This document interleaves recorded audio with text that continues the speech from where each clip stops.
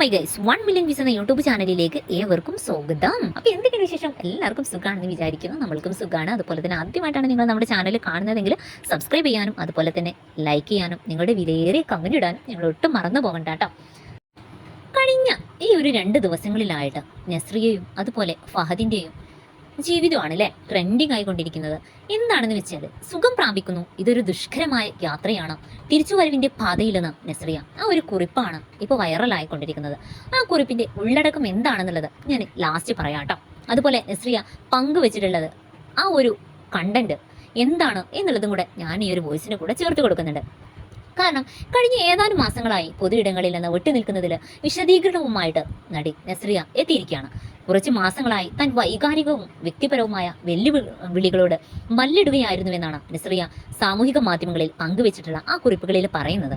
തന്റെ അസാന്നിധ്യം മൂലമുണ്ടായ ബുദ്ധിമുട്ടുകൾക്ക് ക്ഷമ ചോദിച്ചുകൊണ്ടാണ് നസ്രിയയുടെ പോസ്റ്റ് തന്നെ.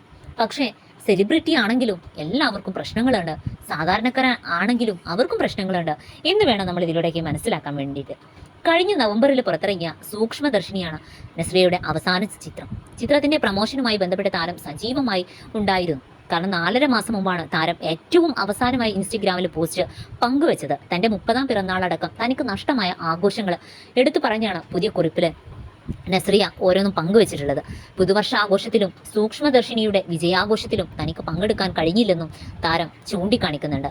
പക്ഷേ നസ്രിയ ഇൻസ്റ്റഗ്രാമിൽ പങ്കുവെച്ച കുറിപ്പിന്റെ പ്രസക്ത ഭാഗങ്ങളുടെ ഒരു പരിഭാഷ ഞാൻ നിങ്ങളെ കേൾപ്പിക്കാം. കഴിഞ്ഞ കുറച്ച് മാസങ്ങളായി ഞാൻ വൈകാരികവും വ്യക്തിപരവുമായ വെല്ലുവിളികളോട് മല്ലിടുകയായിരുന്നു. എൻ്റെ 30ാം പിറന്നാൾ ആഘോഷം, പുതുവർഷാഘോഷം, സൂക്ഷ്മദർശിനിയുടെ വിജയാഘോഷം അടക്കം പ്രധാനപ്പെട്ട നിമിഷങ്ങൾ എനിക്ക് മിസ്സായി. എന്തുകൊണ്ടാണ് എനിക്ക് പങ്കെടുക്കാൻ കഴിയാതെ പോയതെന്ന് വിശദീകരിക്കാൻ കഴിയാതിരുന്നതിലും ഫോൺ എടുക്കാതിരുന്നതിലും മെസ്സേജുകൾക്ക് മറുപടി നൽകാതിരുന്നതിലും ഞാൻ എൻ്റെ സുഹൃത്തുക്കളോട് ഖേദം പ്രകടിപ്പിക്കുന്നു. ഞാൻ കാരണമുണ്ടായ ആശങ്കകൾക്കും അസൗകര്യങ്ങൾക്കും ക്ഷമ ചോദിക്കുന്നു. ജോലിക്കായി എന്നെ സമീപിക്കാൻ ശ്രമിച്ച എല്ലാ സഹപ്രവർത്തകരോടും ഞാൻ ഖേദം പ്രകടിപ്പിക്കുകയാണ്. എൻ്റെ അസാന്നിധ്യം കൊണ്ടുണ്ടായ തടസ്സങ്ങളിൽ ഞാൻ ക്ഷമ ചോദിക്കുന്നു. ഇന്നലെ എനിക്ക് മികച്ച നടിക്കുള്ള കേരള ഫിലിം ക്രിട്ടിക്സ് അവാർഡ് ലഭിച്ചതിൽ എനിക്ക് സന്തോഷമുണ്ട്. അംഗീകാരത്തിന് നന്ദി. മറ്റ് ജേതാക്കൾക്കും നാമനിർദ്ദേശം ചെയ്യപ്പെട്ടവർക്കും അഭിനന്ദനങ്ങൾ. ഇതൊരു ദുഷ്കരമായ യാത്രയാണ്. ഞാൻ സുഖം പ്രാപിച്ചു വരുന്നതായും ഓരോ ദിവസവും മെച്ചപ്പെട്ടു വരുന്നതായും നിങ്ങളെ അറിയിക്കണമെന്ന് ഞാൻ ആഗ്രഹിക്കുന്നു. ഈ സമയത്ത് എന്നെ മനസ്സിലാക്കുന്നതിനും പിന്തുണയ്ക്കുന്നതിനും നന്ദി. പൂർണ്ണമായും എനിക്ക് തിരിച്ചു വരാൻ കുറച്ച് സമയം വേണ്ടി വന്നേക്കാം. പക്ഷേ ഒരു കാര്യം എനിക്ക് ഇപ്പോൾ ഉറപ്പു പറയാം, ഞാൻ വീണ്ടെടുക്കലിൻ്റെ പാതയിലാണ്. ഇങ്ങനെ അപ്രത്യക്ഷമായതിൽ എനിക്കും എൻ്റെ കുടുംബത്തോടും സുഹൃത്തുക്കളോടും ആരാധകരോടും വിശദീകരണം നൽകണമെന്ന് തോന്നിയത് കൊണ്ടാണ് ഇപ്പോൾ ഈ ഒരു കുറിപ്പ്. ഇതുപോലെ പുതുപുത്തൻ ഫിലിം മേഖലയിലും ഇൻഡസ്ട്രിയിലും ഒക്കെയുള്ള വാർത്തകൾ കേൾക്കാനും അറിയാനുമായി നിങ്ങൾ നമ്മളെ സപ്പോർട്ട് ചെയ്തോളൂ കേട്ടോ.